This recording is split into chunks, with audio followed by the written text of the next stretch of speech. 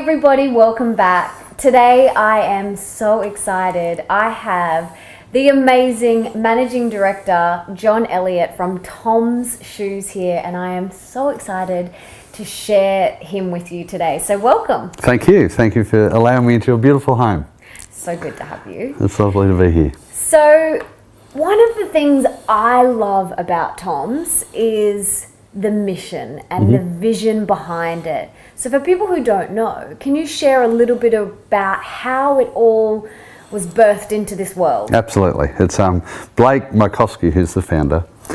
He was in Argentina in 2006 with his friend Alejo, and they were collecting. One of Alejo's friends was collecting shoes for the kids that didn't have shoes outside of the city. And Alejo and Blake went along for the day to help distribute the shoes.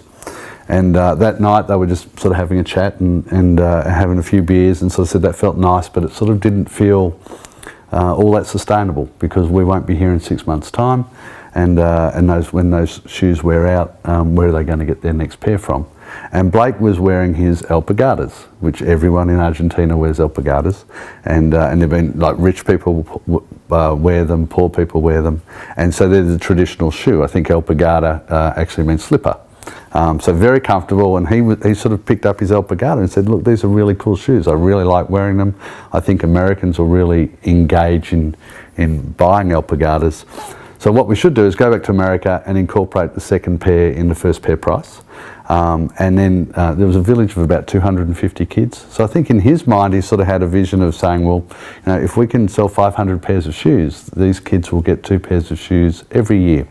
So it was really focused on that village, I guess. And then he went back to America, and in the first year he sold 10,000 pairs of shoes, so it was more successful than what probably he'd anticipated.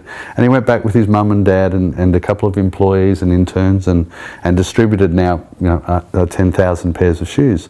So it became broader than one village. And so we announced in June this year that, you know, from very humble beginnings, that we've now given over 45 million pairs of shoes, over 70 countries in the world. We work with over 100 NGOs to help give the shoes. So again, from very small beginnings and humble beginnings, it's had a major impact. It's been great. It's a lovely story. It's beautiful. And did Blake have a background in shoes, or what was his background? Not in shoes. He's tremendously entrepreneurial. I think, and I might be wrong with this, but I think it was like his 5th or 6th startup, and he was about 30 years of age. So he's got one of those, as a lot of your people that follow you, very entrepreneurial, want to make a difference, and get in there and chew hard and see how it goes. So, like you mentioned, very humble beginnings. Did he and did TOMS as a company have this big vision of wanting to, get 45 million pairs of shoes, or was it just, where was that intention coming from? I think it's fair to say, and if I don't want to talk on Blake's behalf, but from what I know, it sort of evolved. I think it was really about doing something for those kids that didn't have shoes. And then as the journey progressed, Blake became more aware that there were more people in the world that needed shoes. And there's almost 3 billion people in the world that don't have proper footwear. So it's a significant problem. And I'm sure when he first was giving out shoes to those 250 kids, that wasn't in his consciousness. But as we all do, if you do something good and you learn and you sort of think, well, actually I can help that set of people, or what's stopping you from helping more and more and more? And I think as TOMS got bigger, we started as a shoe company and it was all about shoes, and then Blake was in Nepal giving the shoes and noticed a lot of people had sight problems. And there's 285 million people in the world that are visually impaired, of which 80% don't need to be. So it's a staggering amount of people that all we have to do is touch and sort of say, hey, you've got a cataract, or you've got issues where you need prescription glasses, and we can solve a lot of those problems. So I'm sure he didn't think about eyewear either, but that evolved, and then fresh water, and so coffee evolved, and now we do bags that provide education and birthing kits for women in third world countries, so they're more likely to have a successful pregnancy. And so I sort of think now that Blake and we understand the power of TOMS, and the power of really having a purpose over your profit, and really, you know, it's giving that fuels us. That's what we do. And you sort of say, so I don't think that we need to be pigeonholed. I think we can go wherever we want to go, as long as it's based on a legitimate need, and it's based on doing something to help the people, and making sure that the give is genuine. So important. Well, it's critical, because otherwise, you know, what's the point? You might make yourself feel good, but if the people at the giving side aren't wearing the shoes, well, then there's no point giving them. And from that point, you know, when we first started giving shoes, we gave away little alpargatas. In fact, I've got them here. So the first giving shoe. Oh my God, they're so cute. Was a little alpargata. So, you know, these were really relevant for the kids to go to school with. They were black based, and because they're in Argentina, obviously they're suitable for the Argentinian conditions. But now we give to sort of over 70 countries. You sort of say, well, there's no point giving that someone that lives in Iceland, because their toes will drop off. So you sort of say, well, and so we come up with little boots that are waterproof. Oh my God, they're gorgeous. We do little sports shoes so kids can participate in sport. So again, it's just really, I guess the hardest thing we do is the giving side of our business. Yeah. Just because you've got to make sure that, you know, not one size fits all in giving. You've really got to make sure that village by village that you've got a committed NGO that's able to service the shoe giving, or site giving, or whatever the giving is. And making sure that the end result is one that you can qualify and quantify, and sort of tick a box that yes, there's a good outcome. So we have like 25 people at head office that are just dedicated to giving, and so and the way that works is that we just look at the world as a global village, and there's lots of needs everywhere. And then we sort of go, okay, well, how do we satisfy that need? First of all, you have to identify that there is a need, and then you have to sort of say, well, how can we service it? Because we use, you know, our giving partners, who are incredible NGOs, and they spend their whole life giving, and they, you know, we have to sort of put those two together. There's no point having a need if it's not serviced by anyone, because we use them to actually distribute the product. Yeah, there's so many amazing points that you've just mentioned in there, and I want to tap on a couple of them. Sure. And I love the adaptability, where, you know, you guys started out with shoes, and then it's about evolving to, you know, seeing that need with the site and the pregnancies and all of the water. How important do you think it is to be adaptable and to flow in your business? I think it's really important.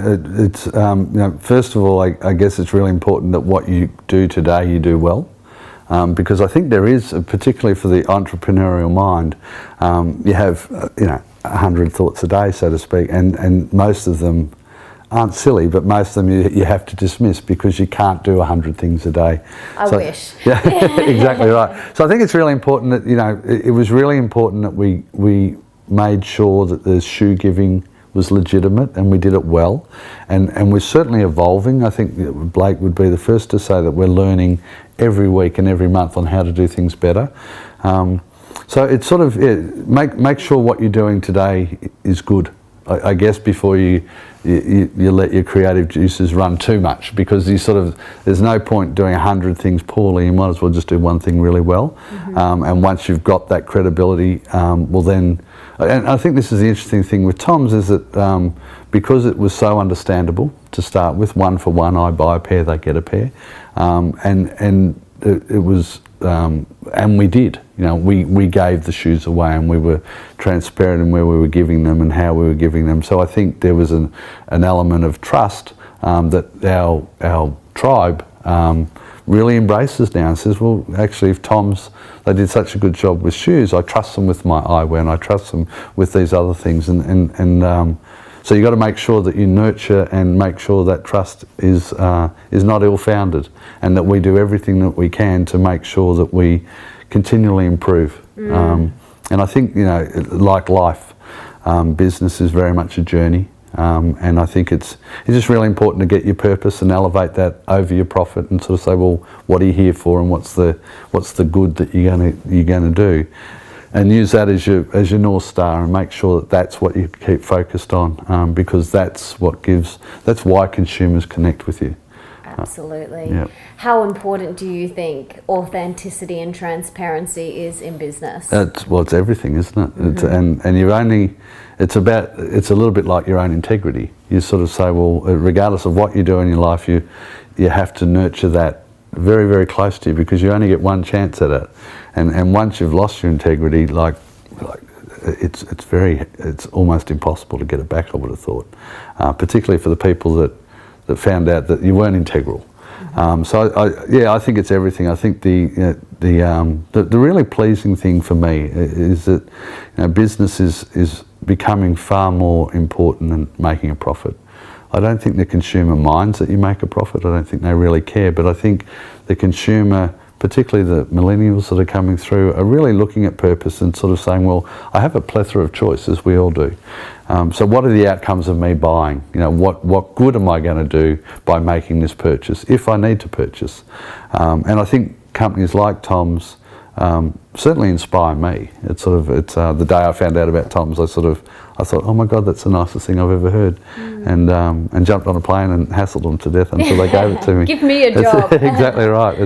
But I think the equally as inspiring is that you see other companies really elevating purpose now, and really sort of saying, hey, this TOMS phenomenon seems to be really getting some traction with the consumer. What would that look like if we incorporated purpose into our business? And we've still got a long way to go, but I think there are a lot of companies that are now looking at this space. And I think that will have a larger impact than what TOMS has, because TOMS is one company, but if we can inspire 100 or 1,000 or tens of thousands of companies to elevate purpose, the world's going to be a far better place. Absolutely. Yeah.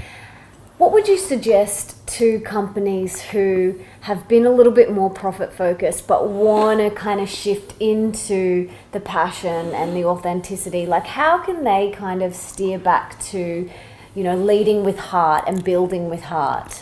I think it's just about going on a journey and not trying to find a final destination. And I spent, 13, 14 years ago, starting to talk about climate change. And a lot of businesses that I engage with would sort of say, well, what's the answer, John? Where are you going to take us? So what do we have to do to be, carbon neutral, or whatever their desire was?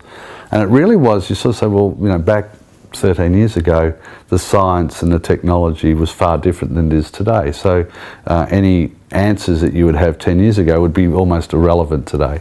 And so I think it's really just a matter of engaging on a journey with a legitimate purpose, and finding out what that purpose is, and then being flexible enough to go, I'm going to do exactly what's right today, and then if I find out tomorrow there's a better way of doing it, we'll adopt it. Because that's how you evolve and that's how you become better. So I think it'd be very dangerous to say, well, that's what we're going to do and we're never going to change. I think we're all on a journey together, and I think as long as you take the consumers with you and your customers with you, and they trust you, well, then we find out together. It's Exactly. and it's a real. I find at times it's very much interaction. We have a very strong social media network, of which they're all involved in what we do, and we tell them what we do, and it's engaging. It's nice. Yeah, it's beautiful. It's about building that tribe and building that community. How have you, apart from just authentically doing what feels inspired for TOMS and attracting that tribe, how are some other ways that you have really built up the TOMS community? I think just by engaging in legitimate connections. TOMS is such. It's a lot of companies will ring me and sort of say, I love TOMS, and which is fantastic, and it's it's great. But you can't connect with everyone, I think. So the thing I look for is, we have a purpose, and there are other companies that have purposes as well. But sort of by combining ourselves, what is there an overall? Is 1 + 1 = 4, and if it does, well, then I think it's a really nice fit. And it's been interesting because we've been around since 2006, but in this marketplace we've only had an office here for the last 3.5 years. So we've probably, there's a lot of people, and I would think, a lot of your tribe would know TOMS, but there's a lot of people in Australia that don't know TOMS. So I want their first engagement with TOMS to be a legitimate one. So rather than going to every music festival in Australia, you sort of go, well, which ones sort of feel right? And it becomes a little bit subjective, I guess, but I went to Byron Bay Surf Festival and did a collaboration with the Patagonia store there, which is an amazing brand in itself. And that felt nice. And so I just sort of look for things that feel nice. And that, and Case, had just opened up the store and had just put TOMS in. So it was a nice vehicle for him to sort of engage in TOMS and the giving and all that sort of stuff. So yeah, it's really looking for a legitimate connection, and then just sort of doing good stuff together so the outcomes are multiplied because you've made that relationship. I love what you said about what feels nice. From day one with my business, people have said to me, how have you built it to be where it is today, and what was your business plan? And it's all been built on intuition and following what has felt right. And if this doesn't feel right, being adaptable and being able to pivot quickly and go somewhere else. I think that's really, really important if you want to build a heart-centered, passion-fueled business. Absolutely. And trust your heart and trust your instinct, because it's when you don't that you get into trouble. And in hindsight, we're all geniuses, but there are times you go, it just doesn't feel quite right. So I guess if in doubt, leave it out. But I like that. If in doubt, leave it out. But at the same time, you can't sit there and do nothing. So you have to interact. But I think the relationships that you form, and from a business viewpoint and a personal viewpoint, you have to make sure that they're based on legitimacy and that they feel right. Absolutely. I always refer to it as authentic relationships, really nurturing and building those authentic relationships is invaluable. Mm-hmm. No amount of business school or online learning or, courses or books or whatever can replace that authentic relationships that you build. And I think it's sort of, everyone say, well, that's sort of, so it's about networking, and you say it's more about being open, I think, as opposed to just meeting a plethora of people and sort of saying, well, what can you all do for me?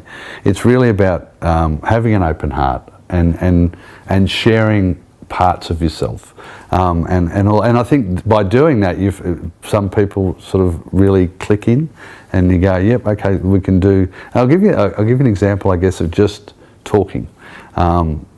Came about. I was talking to the chairman of the Wise Foundation.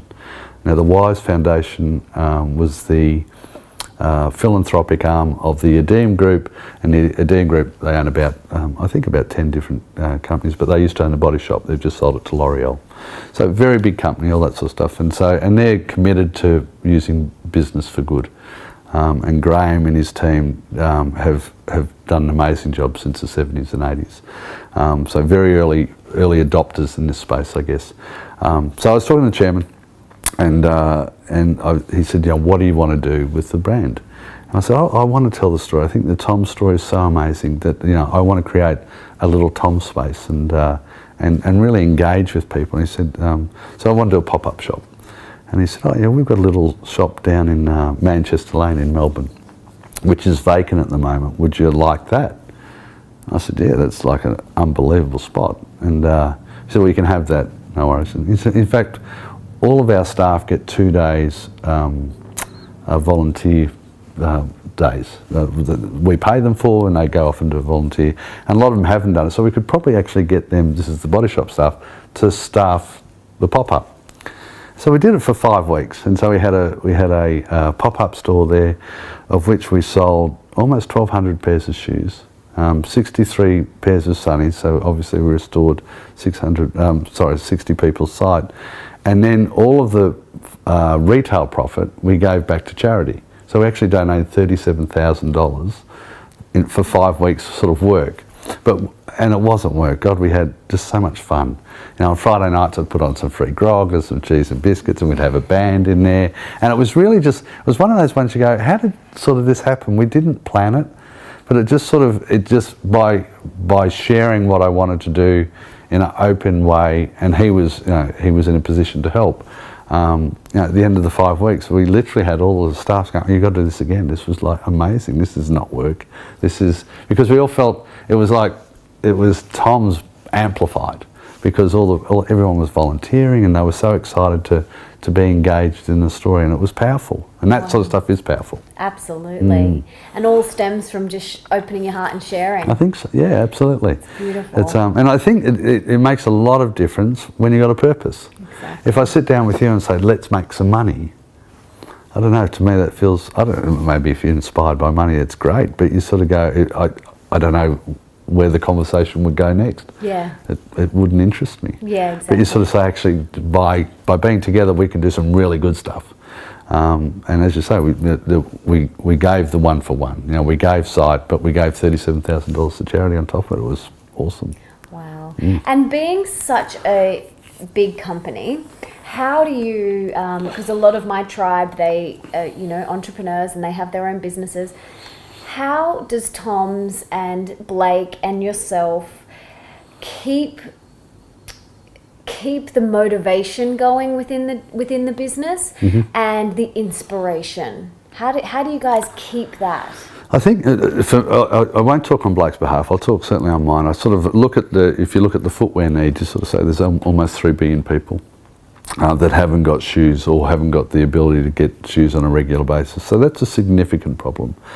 So I sort of, while you sort of think, okay, we've given away 45 million pairs, and people might sort of say, well, that must feel good. You know, you must almost be there. You say, well, 3 billion's a lot of shoes, and to create a sustainable giving model long term for these people is enough reason just for the footwear for me to sort of be engaged. But then you look at all these other areas, and the sight giving.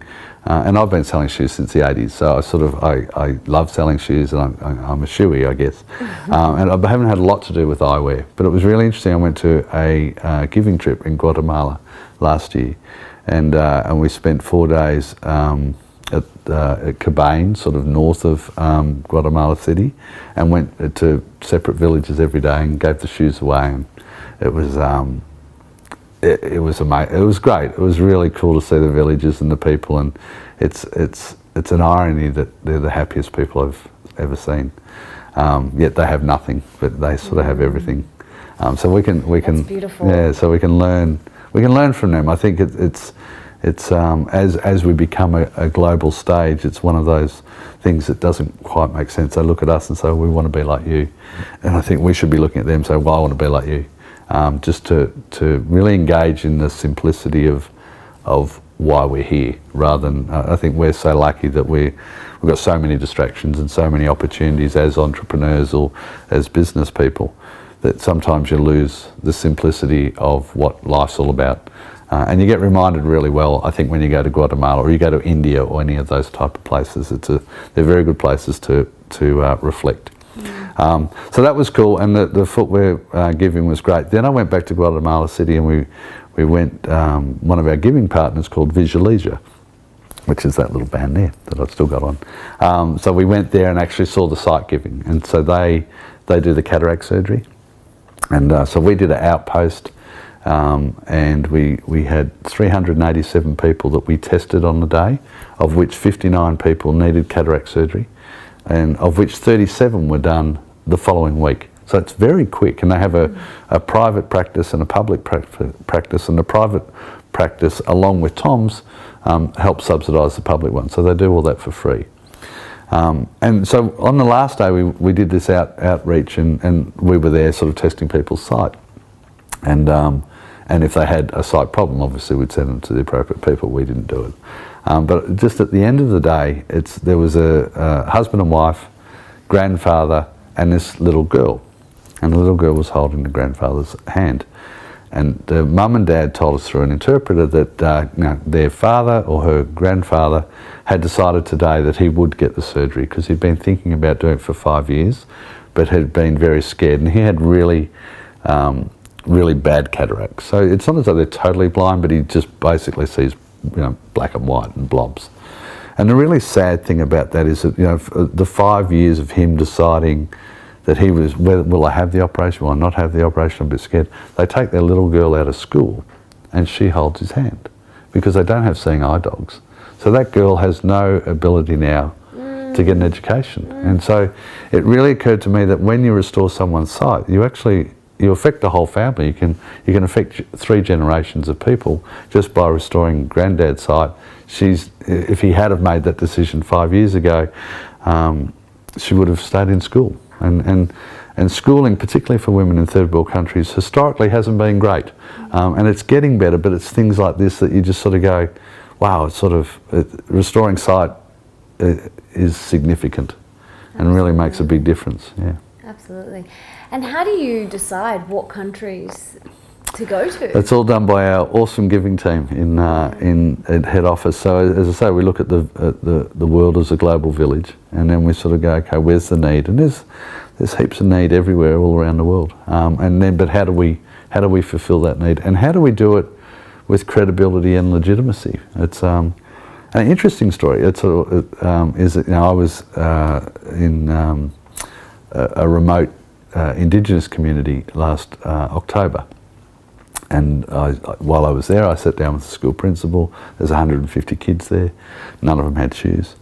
And by the end of the conversation, I was thinking, I'll just give them 150 pairs of shoes because these kids need shoes. And so I rang up TOMS and I was very excited and saying, and they said, John, there's a process. You've identified a need. Awesome, that's great. So what we need to do now is sort of take over this and make sure that we, when the give is there, that 1, it's required, and 2, it's sustainable. And that's great because I think it provides a legitimacy of give rather than me just feeling, I'm here, I'll give them some shoes, because if it's based just on my passion, it'll fly all over the joint. So I think for me it's been a really nice, somewhat frustrating because the person in me wants to do it today, but you go, we have an obligation to everyone, the people that we give to and the people that buy TOMS and expect us to give, to do it in a legitimate manner that's sustainable. Yeah. And it comes back to what you were saying before about enjoying the journey. Like as entrepreneurs and yourself, it's like we want it to happen now. We want to just be able to give the shoes now, or we want the business to be here now. Yeah. But it's about the journey. That's where the beauty unfolds. Absolutely. And it's all about, because our destination is death.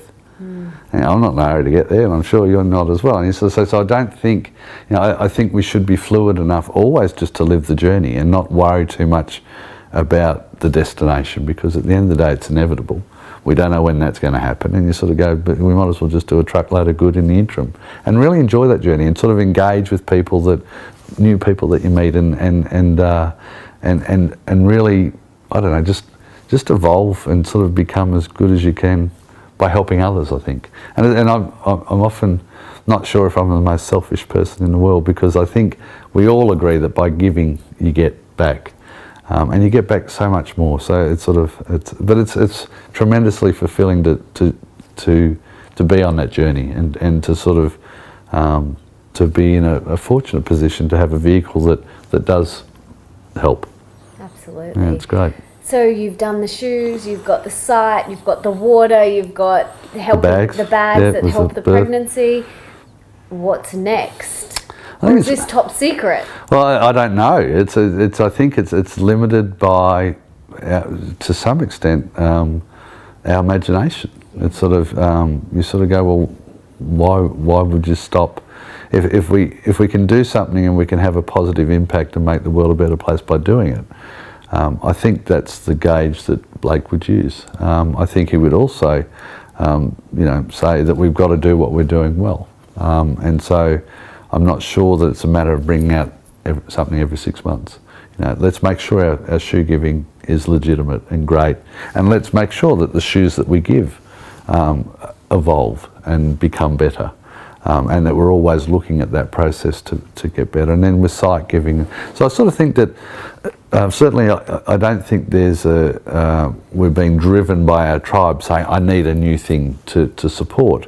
I think when that happens, when you're on this journey, when things happen, when it's legitimate and when it feels right, I'm sure we'll take a step into something else.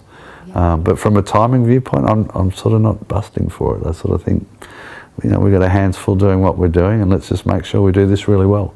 And if we happen to do 4 things for the next 4 years, that's fine. We have to introduce 4 more things in the next 4 months because it's based on a need and it's something that we can do. Bring it on. Being open and adaptable is super I think important. so. And then making sure that you can execute. It's sort of, I think when you look at the world's needs, there's lots of them, but you've got to make sure that you've got the ability, and you're probably the best person to do it. Because I think TOMS isn't going to be the best vehicle to implement significant change in the world all the time. But there will be other companies that are inspired by TOMS or elevate purpose anyhow that will be better to do some things. So I don't think it doesn't have to be world domination. It's really just engaging in what you do well and making a positive difference. Beautiful. What would you suggest for startups who aren't quite sure of their purpose or their passion yet, and how can they? I think the really important thing for me is to do something, and that I hope that doesn't sound like a pun on Blake. Just go do something. But Blake wrote a book, Do Something That Matters. So sorry that I've sort of tied that in. I didn't mean to, but it's about. I talk to a lot of people that are really engaged in TOMS and really inspired by the purpose of giving back. And they say, what's the next big thing, and how do I think about that? And I sort of say, hey, look, just do something today. Now, whether that's going to work in a soup kitchen, or whether that's sort of coming up with a little idea that just needs a flicker of flame, and who knows where that goes. But it's sort of, I think the worst thing we can do is to think, how do I become the next Blake? Or how do I put a dent in this universe? Because I think if that's what your inspiration is, it's sort of wrong. It's sort of, the inspiration has to be, I've got the ability to elevate purpose, to do something that's really cool, that I can make money out of, so it can be a self-sustaining model. Well, let's start it. And even if you don't have an idea, just do good stuff. Because I think by doing good things, you attract people that do good things as well, and then it almost, just go on the journey of doing something as opposed to going, how do I become the next Blake Markowski? Because I don't think it matters. I think, and Blake would be the first to say it was it's luck, but there's no doubt in my mind that he and our company is based on giving. It's not a smart marketing plan or whatever. The core of what we do is to give, and that's why I'm engaged in the company. It's not to sell shoes, it's not to sell eyewear, it's to give sight back and to give shoes to kids that don't have it, and other things that we'll progress and do. But it's sort of, it's tremendously fulfilling. So my comment would be, do something today, and just, who knows where that's going to end up. But be adaptable enough that if it doesn't work out, you just go somewhere else. Exactly. And pick vehicles that are already successful. It's sort of, I'm a guy that sort of, I didn't think of TOMS, but when I saw it, I thought, I've got the background and the nous to do this because I've been selling shoes for a long time in this market. That's a vehicle for me. So put your ego away. It doesn't have to be yours. So engage in things that do good stuff. And then from there, you sort of go, well, it's, if you want to create your own thing, well, then you can, I guess. But in the interim, just do something that's positive. Beautiful. Yeah. And everything I do is steeped in service. It's like, how can I give back? How can I help? How can I serve? How can I support women in what I do? Yeah. And you're right, it's so much more fulfilling. Oh, and absolutely. You can go to bed at night and put your head on the pillow and feel warm. Yeah, absolutely. And I think, and I feel like I've talking about the destination again, death. But when you're on your deathbed, and I hope we have time to reflect before we drop off the earth and go back to what we were before we were born. But you would hope that when you are reflecting, it's not, who cares about money? Who cares? It's really about the legitimate engagements that you've made and the positive outcomes that those engagements caused. And to me, that's what does inspire you. And I feel really happy that I'm in this place, and somewhat blessed, without using that word that's used too much these days. But because I think the people that are motivated by the material things and the money side and all that, to me it's ironic. I think I look at, so I'll go back to your question that you asked about 20 minutes ago, for startups and all that sort of stuff. What's really, really important before you start anything, before you do anything, define what success means. To you. To you. Exactly. Because if you let society do it, you better be a billionaire. Because they don't care that you've been married 4 times. They don't care. All they say is that you've got fast cars, nice house, and you've got lots of money. You're successful, and you go, my God, what a shallow version of success. Yeah. But I think most people that I meet, if I say, what does success mean to you? They go, they haven't really thought about it. So it's and I think it's really important to sit down and define, get your pie out and cut it up into 8 pieces and put all your things in there. And if you don't know what I'm talking about, Google it. But there's I think it's called a life wheel. Yeah. And just sort of work out that it's important that all of these pies. And that's important to you. So therefore, you can determine your own success. So you tread your own path, as opposed to saying, "Do you think I'm going okay?" Because who cares what society thinks? Exactly. What is your definition of success?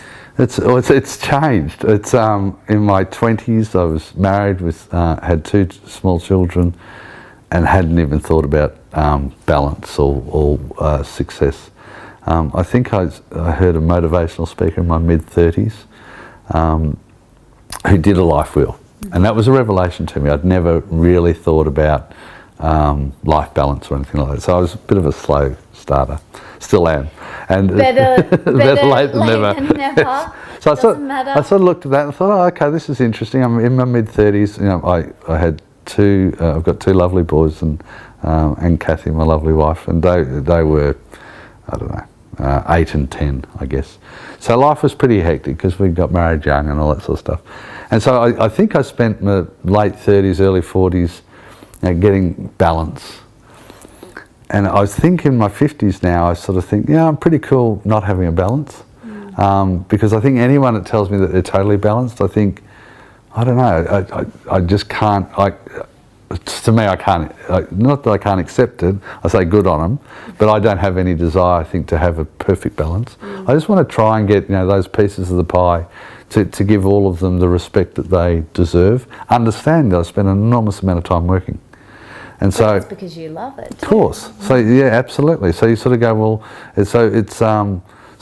but things do, your social life probably suffers a little bit. But then you go, but I'm very social at work. And they go, yeah, but that's work. And it's a really, my wife and I have interesting conversations about what is work and what isn't, because my life is my life, and they all sort of tend to blend. I'm sure you're much the same. You don't knock off at 5. You knock off when your head hits a pillow. Exactly. Because it's not work. We've found vehicles that you can really engage in and do some good in, and you go, well, I'm not knocking off.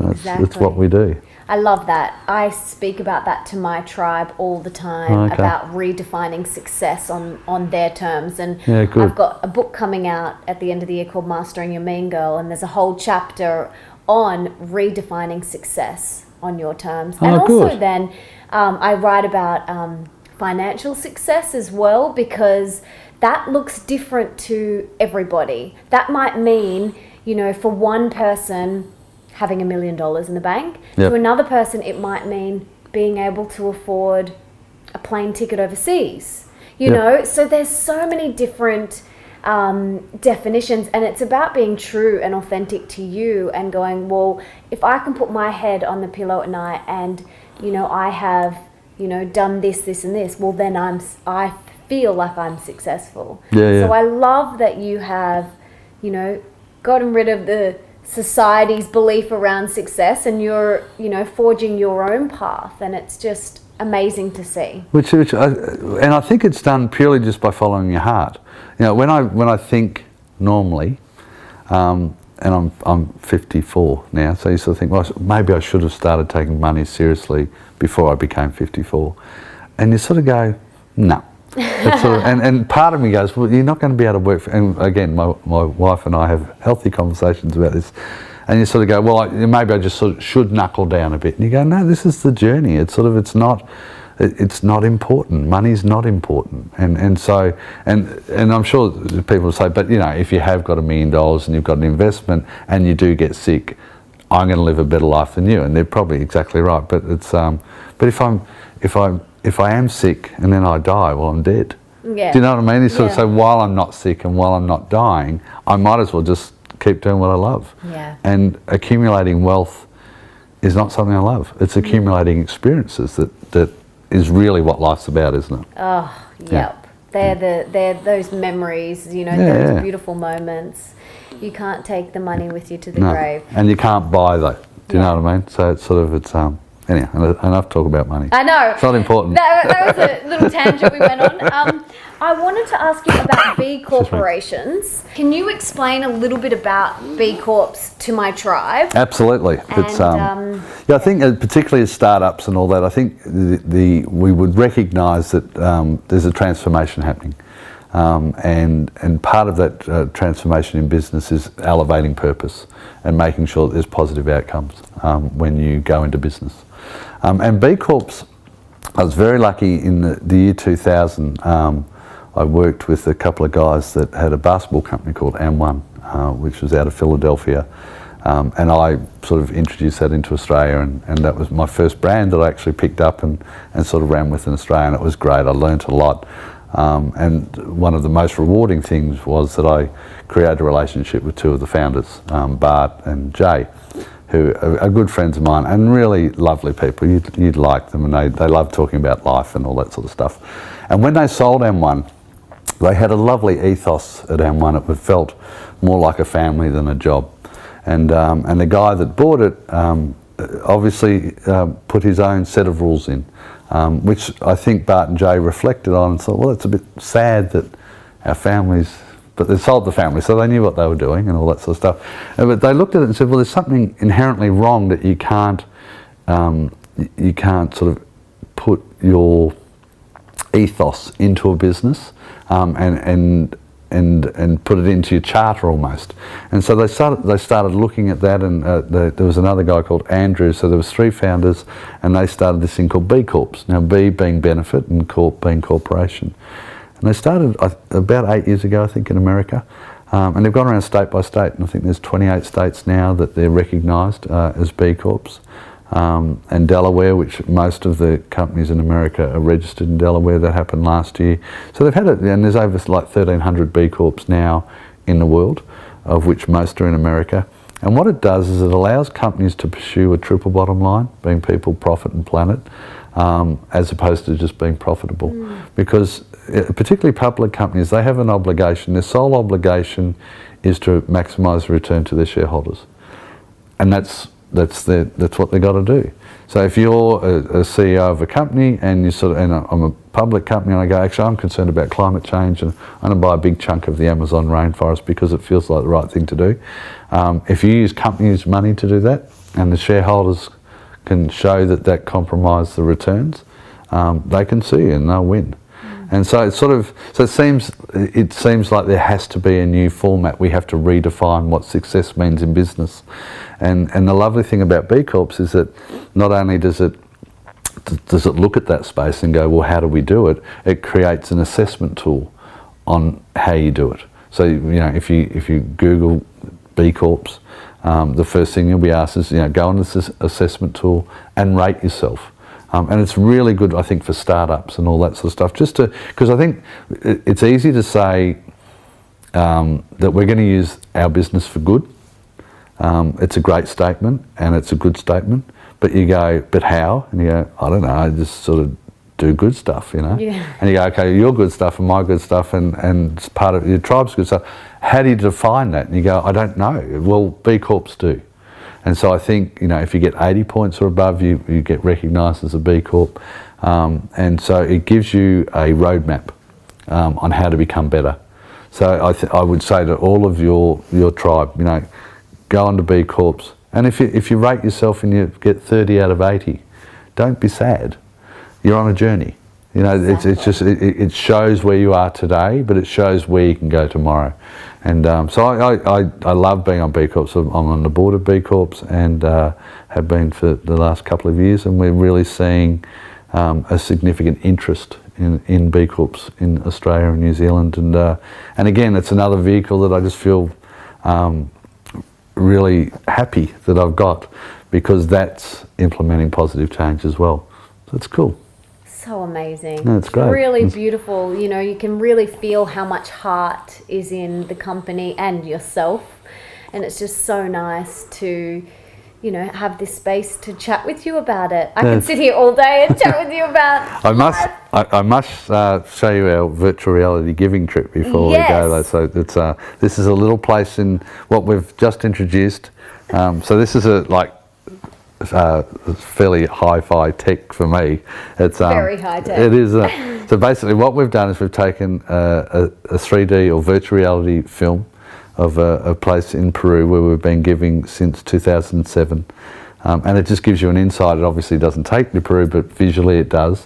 And it gives you an insight onto what a giving trip means and what impact it has. And it not only is it extraordinary from a sensory viewpoint, because it was the first time I've ever seen virtual reality, but I think once you get past that and just really immerse yourself in where you're at, and listen to Julio, which is the little boy, and he'll take you to his home, and it's really cool.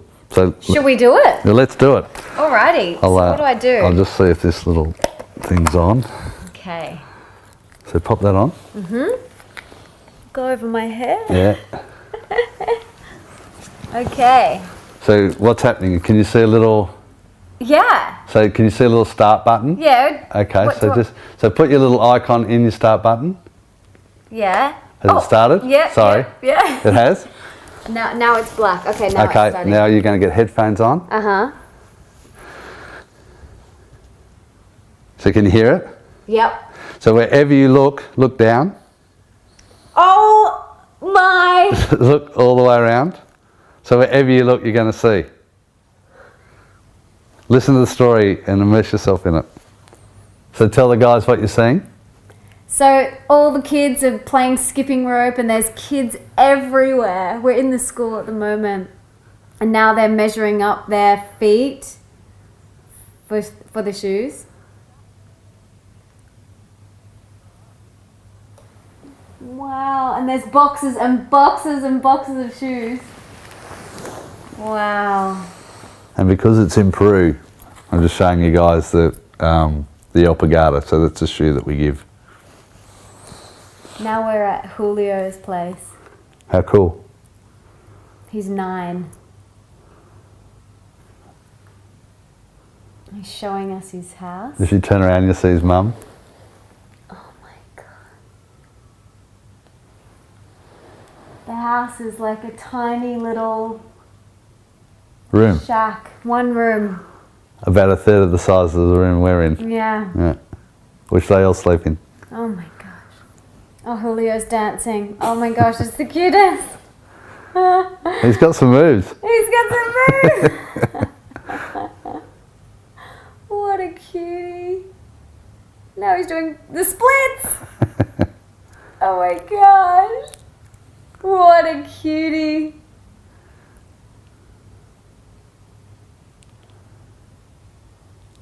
Ah, beautiful dancing. Beautiful. Is that done?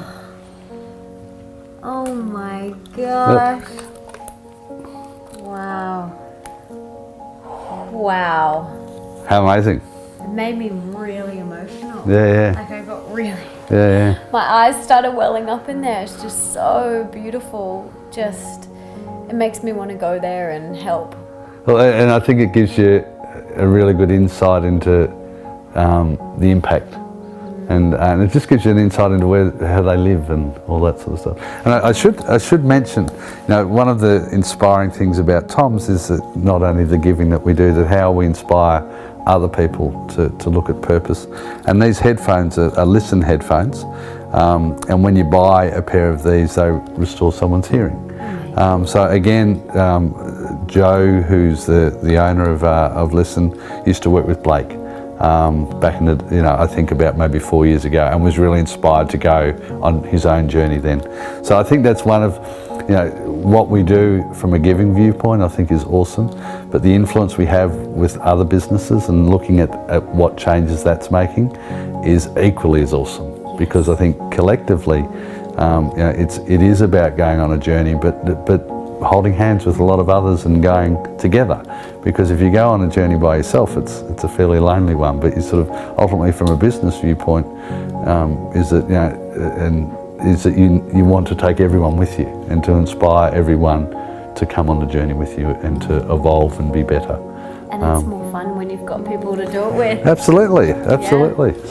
So no, it's good. It's inspiring, and it's been delightful. I've really enjoyed chatting with you. Oh, thank you so much. It's been Pleasure. So beautiful to hear your wisdom. Obviously, you've had so many years' experience, and your heart, you can just feel, is just bursting with love. And you're so willing to give and be of service, and it's just so beautiful to be in your presence. And I hope everyone got a lot out of this. And the main thing that I think is just so important is to have that purpose, to have that vision, and do something. Go out and do something. Absolutely. Good on you. It's been lovely. It's been terrific. Really enjoyed it. Thank you so much. Pleasure. Thank